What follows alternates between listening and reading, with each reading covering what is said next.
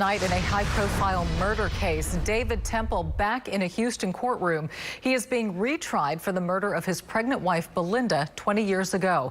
Our Andy Sirota live downtown with what happened in court. And Andy, he was convicted, then released, and now he's back in front of a judge.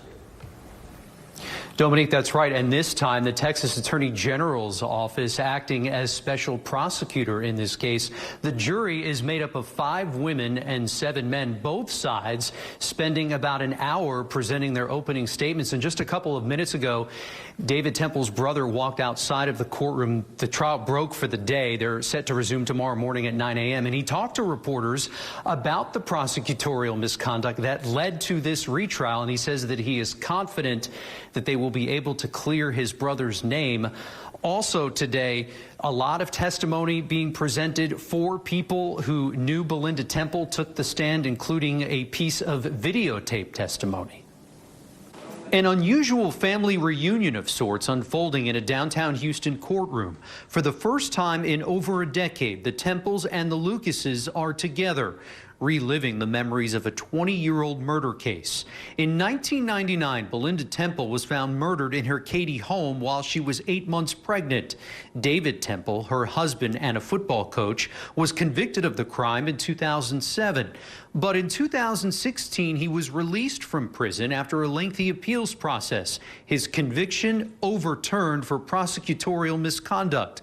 Prosecutors say Temple was having an affair, claiming he killed his wife because he wanted out of his marriage, but tried making it look like a botched home invasion. This is a circumstantial evidence case.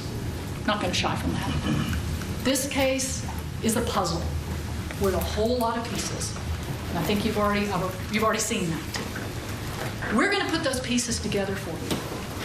But it's going to take some time. Be patient with us.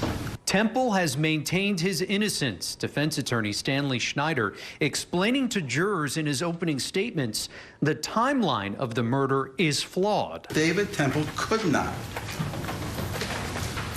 have killed his wife, even though he betrayed her. But law enforcement betrayed us by their investigation. Temple's son, Evan, who was 3 when his mother was killed, was also inside that courtroom today listening to testimony. He was sitting with his father's side of the family. This trial is expected to last a month. Live downtown tonight, Andy Sirota, KPRC Channel 2 News.